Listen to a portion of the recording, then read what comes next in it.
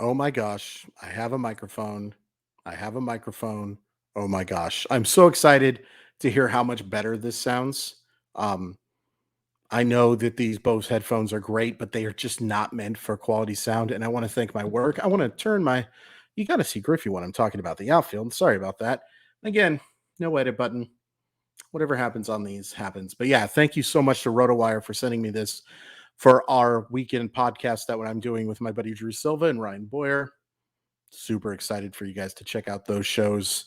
Had a lot of fun during our first ones, but yeah, probably have a link to the RotoWire fantasy baseball podcast because it's awesome and I'm super excited to be doing that and this as well. Real quick too, before we get started, I did want to tell everybody that I am for sure going to be doing a live YouTube podcast. I guess it's not really a podcast, a live YouTube chat for opening day. So what's going to happen is I'm going to have a chat opened up on YouTube. You guys can come watch the game with me. You can ask me questions. We can talk about hopefully Luis Castillo striking out 15 hitters in a 16-0 win. Jarred Kelenic hitting 14 of those home runs somehow. I don't know how that would work, but go with it. Anything can happen. Yeah, let's talk about the outfield. I think it has a chance to be a really good outfield. I think it has a chance to be one of the better outfields that the Seattle Mariners have put out there. I think there's a lot of volatility here. I think there's a lot of range of outcomes. I think at least one piece is going to be pretty darn good. I think you probably know which piece I'm talking about. But I do think that there are a wide range of possible outcomes. And let's end with that guy because I think he's the most fun to talk about and I want to keep you listening. So let's start with right field because I think that's the second best thing. And we'll do it like this is how I've always heard television programs that do like the Simpsons Halloween episode. They go, the best thing is usually third, the second best thing is first, and the weakest thing is in the middle. Don't know why they do it that way, but that's how I've heard it. We'll do that. And to be honest with you, there's a chance that the second thing is actually ends up being one of the better things. But let's talk about Teoscar Hernandez because I think he's going to get the overwhelming majority of reps in right field, and I think he's going to be a good one. I really like that trade. I think it was a trade that I can kind of understand from Toronto's point of view just because of the fact that I don't think Teoscar Hernandez was going to be coming back. I also understand why their fans are so frustrated by that trade too, because you've got a reliever back and a mid-rotation prospect back for a guy who is, when he's been at his best, literally one of the best hitting outfielders in baseball. I mean, there are streaks that Teoscar Hernandez goes on where he's as good as anybody. I mean, if you just look at his Savant page, like it is just filled with red, filled with absolute stuff that very few players are capable of doing. Now, he's going to do that stuff, and he's also going to have times, you can ask Blue Jays fans about this, there are going to be times where he frustrates the heck out of you, man, because his approach is not good. It's a pretty mediocre, aggressive, sometimes assertive, but mostly aggressive approach where he's going to give himself up. Now, look, he's also a very good bad ball hitter. So there are going to be times where it works out to his benefit, but there are going to be times where he gets himself out, and that's frustrating. The other thing with Teoscar Hernandez that I think is important to point out is he is a very good athlete. He is not a very good defender. And I think sometimes we forget those two things are not mutually inclusive. Like just being a fast guy, just having a good arm, just being a guy who, has the necessary athletic tools to be a good outfielder does not necessarily mean that you're a good outfielder. That's just not how this works. And you look at the metrics and they tell you that there are times that he struggles. Now, do I think he's an albatross? Do I think he is somebody that you have to worry about and put a late inning defender in? Not really. I just don't think he's very good defensively. And ideally, in an ideal world, he'd probably be the designated hitter for me. Maybe I'm speaking out of both parts of my mouth with this a little bit, but I'm just saying that Teoscar Hernandez is not going to be an elite defensive player. and the fact that he is going to frustrate at times with his approach is what keeps him from being a superstar. But there are going to be moments, as long as he's healthy, and this is true for anybody, in terms of, not everybody, but you know what I mean. The health card is one that we talk about a lot. But when he's healthy and at his best, there's not many that are very better than that guy. I think your backup right fielder, this is kind of interesting. Let's just talk about the backup situation for a second before we get into the big people on campus. The Mariners did sign Cole Calhoun, which was a very smart move because now Cole Calhoun can't beat the Mariners. I mean, how many times have we seen it, guys? How many times have we seen Cole Calhoun just absolutely win a game on his own? Luis Rengifo might be the new Cole Calhoun, by the way. He's just absolutely crushed us last year. But Cole Calhoun has just absolutely murdered the Mariners. I think he's probably done as a quality Major League Baseball player based on what I've seen the last couple of years. Not an elite defender by any stretch of the imagination. Probably a platoon bat, to be honest with you, at this point. Also have to add him to the 40-man roster, and the Mariners 40-man roster looks pretty darn full. I guess he's got a shot.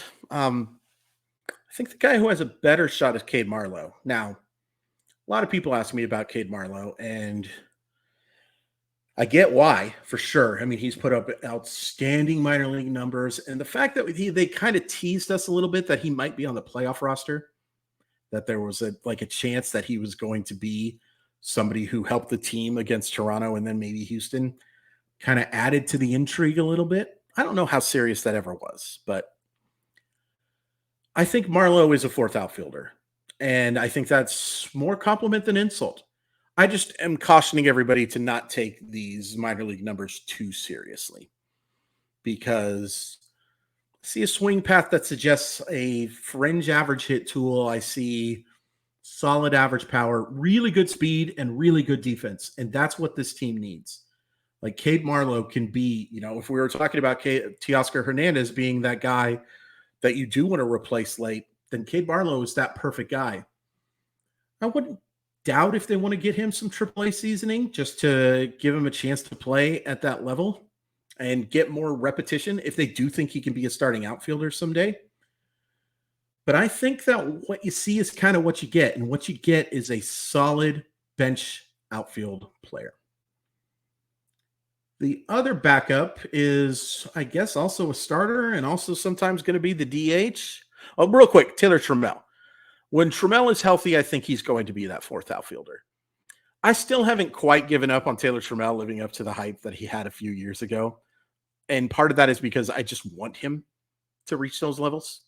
He is an incredible human being, and I want him to succeed. There's nothing wrong with that. I can do this on this channel, especially. I want Taylor Trammell to be a good baseball player, like more than probably any other player on the Mariners. I'm not sure if he is. I think he's a solid fifth type outfielder, bench bat, 26th man on a roster type of thing, and great for chemistry. And that's hard to measure. But I'm not quite sure he's ever going to live up to that hype. But of course, injured right now. I imagine when he's healthy, he's going to get a chance to play for the Mariners. But who knows when we're going to get to see that again. So, yeah, Taylor Trammell, unfortunately, is kind of an afterthought right now. But I do think he has a chance to help this team. The guy who I think is going to be playing left field against left-handed pitching and also going to get a chance to be a designated hitter as well because of the rotation. I'm glad I didn't do a designated hitter preview thing because it would just depress the hell out of me. It would. I'm sorry. I just vehemently disagree with the strategy of a rotating guy unless you have significant quality offensive guys on your bench that make sense for that spot, and they don't. It's not a horrible bench, but it's not good enough to be like, we have Tommy La Stella and we have AJ Pollock as our designated hitter. Now, look, 2 years ago, I would have been fine with it. AJ Pollock was a really, really good player, and he was very, very good against left-handed pitching last year, and that's going to help them. There's no doubt about that.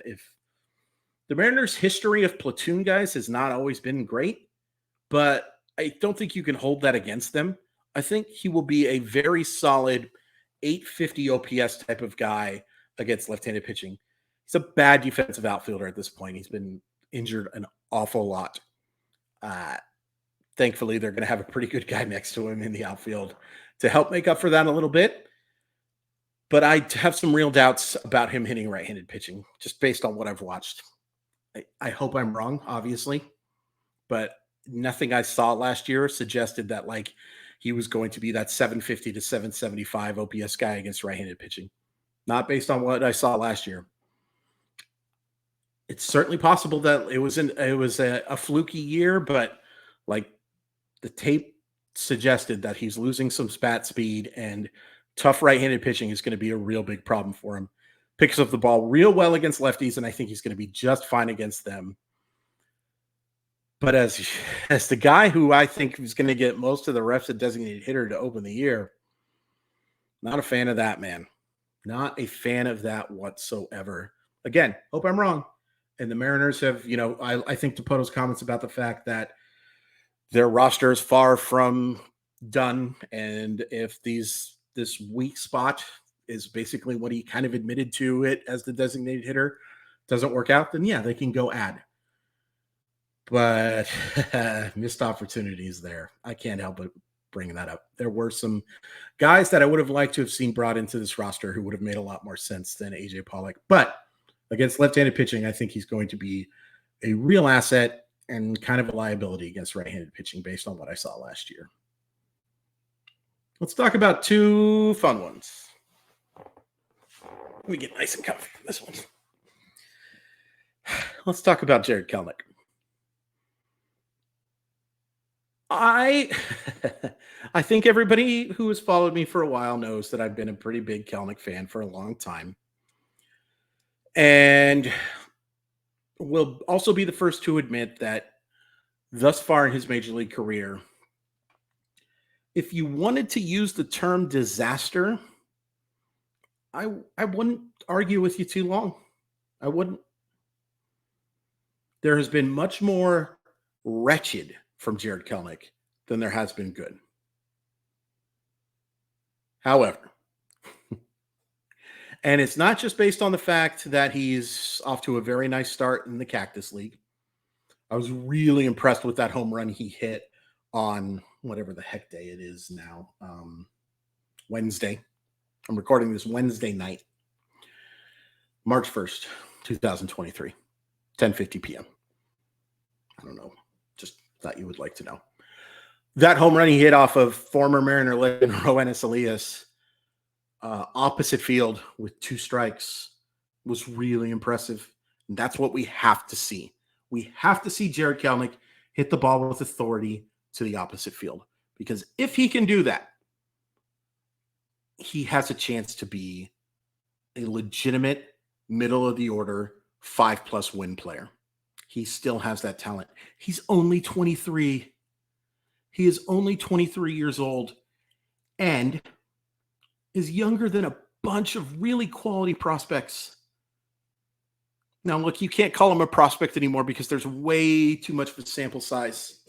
Way too much of a sample size. And like I said, most of that sample size, for lack of a better term, stinks. But there have been those flashes, and we have seen young players at his age. Now, look, if you want to point to, we haven't seen many with this large of a sample size end up becoming really good baseball players. You're right.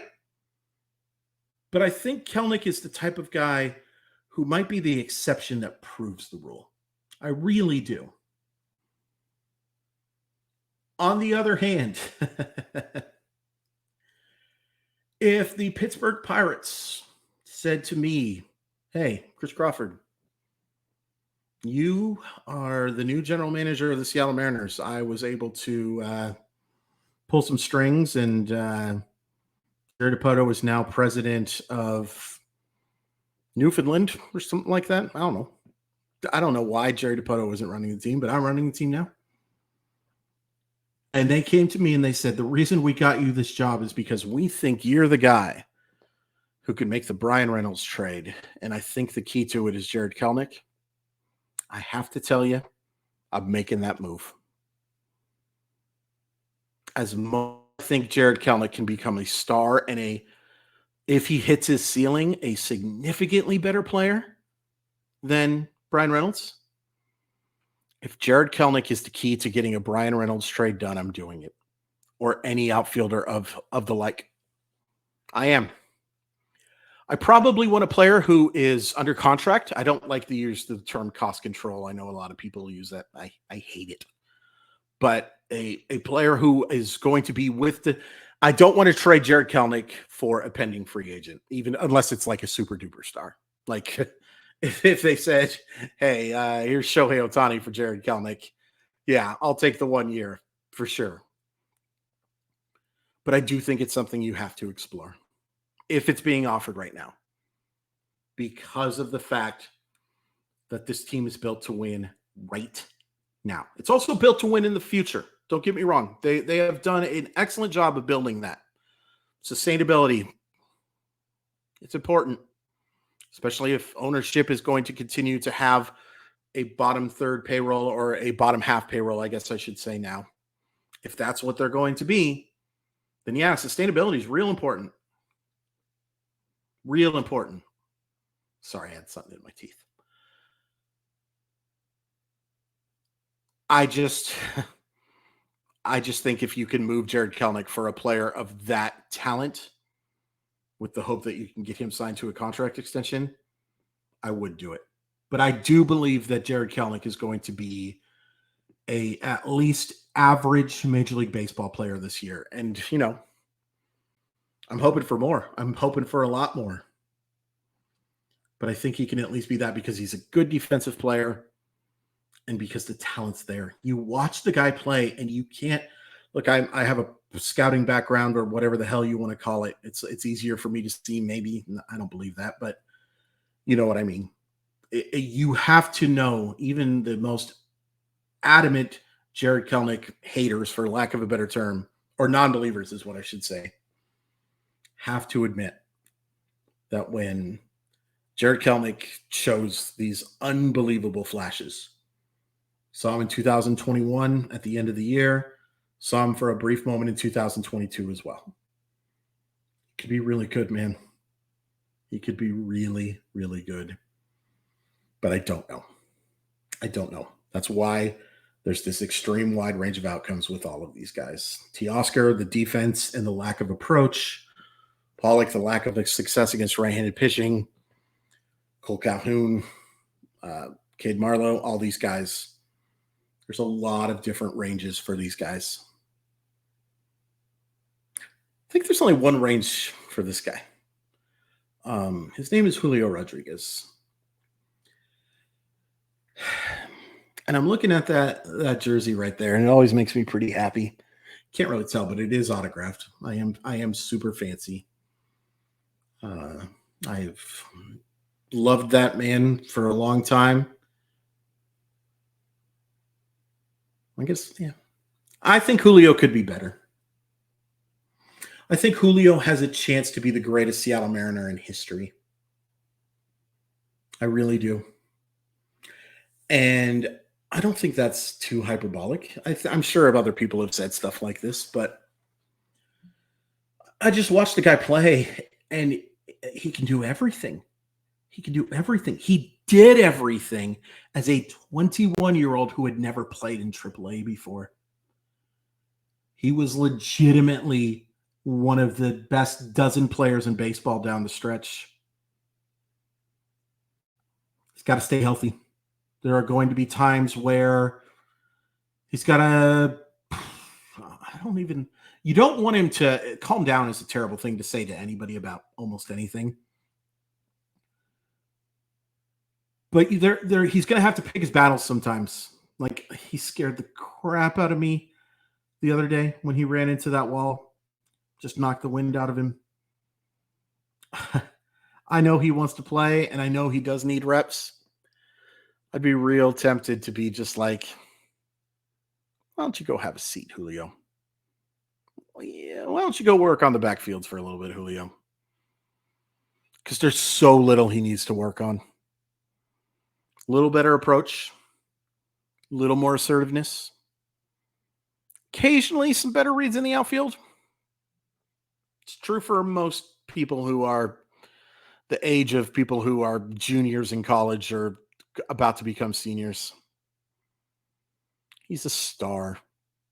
He is the reason why I'm so optimistic about this team for a long time. Like, there's some really good players. Cal Raleigh, I think, is one of the most underrated backstops in baseball. Julio Rodriguez. I almost wanted to say his name again. Luis Castillo is a legitimate frontline starting pitcher. They've got 4 to 5 guys who could pitch at or near the top of a lot of rotations. That bullpen is sick. Some really good hitters like Eugenio Suarez. And again, Kelenic has a chance to be awesome. Ty France had his moments of looking like one of the best hitting for average players in baseball. But they all pale in comparison to Julio. I'm sorry, they do. And, people do have sophomore slumps. It's possible Julio Rodriguez will have worse numbers next year, but be a better baseball player. That's totally possible. But even that we're talking about a 5 to 6 win player as a 22-year-old. Appreciate it, man. Appreciate that we're going to get to watch this guy for so long in Seattle. And it just, I can't believe I'm going to bring it up again, but like, Kevin Mather, I hope you sign this and you just have a miserable day. Just a miserable day. Hope you lose your remote, can't find your car keys, stub your toe. All sorts of bad stuff just happens to you. No, never ever hope true harm to anyone. But those comments, man, they piss me off. They infuriate me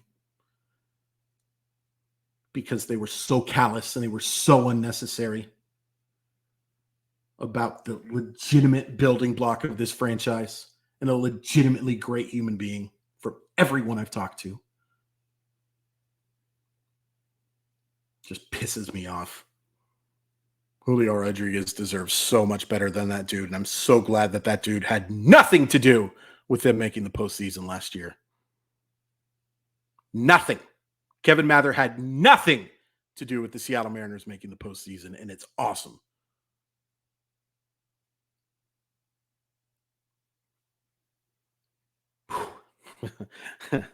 I don't like that dude. I don't. And I'm so glad he's not a part of the organization anymore. And I'm so glad we're going to get to watch Julio play for so long. Yeah. He's really good. He's really good. But yeah, what do you guys think of the outfield? Like, do you agree that this could be one of the better Mariner outfields? Do you agree that there's a ton of volatility outside of our sweet, sweet Julio? Are you believing in Jarred Kelenic? Would you trade Jarred Kelenic if the opportunity to get a all-star outfielder presented itself? Would you do that? It's tough. It's really hard. I'm glad I don't have to make the decision. As much as I just talked about the Pittsburgh Pirates somehow making me the general manager. I'm glad I don't have to decide it. But yeah, I think this is going to be fun. I think this is going to be a fun year, and the outfield has a lot to do with it. There are some wide range of outcomes here too, outside of our Julio, because his defense and his speed and his power is just spectacular. Spectacular baseball player. Please hit like, please hit subscribe, please tell your friends, everything. Follow me on Twitter at Crawford_MILB. Go to my Patreon, patreon.com/MLB prospect guides. It's going to be starting today, because you're going to be watching this on Thursday. You're going to start seeing my top 100 prospects for subscribers, and I'm going to have those prospect guides out as soon as possible. I just really want to make sure they're right. Really make sure we get everything right. And again, an MLB draft guide, a whole bunch of stuff. The RotoWire MLB baseball podcast, you'll be hearing that every day. Not me, but there's lots of really good people, but you'll hear me on most Saturdays and Sundays, and I'm super excited about it. And yeah, We're here. It's March. It's pretty fun. I'm sorry about the Kevin Mather thing. He just pisses me off, man. It just really, really, really upsets me even a couple years later. And if that makes me a snowflake or whatever you kids call it now, so be it. But yeah, tell me your thoughts on the outfield. Really, really interested to hear how much you love Julio. Hopefully as much as me.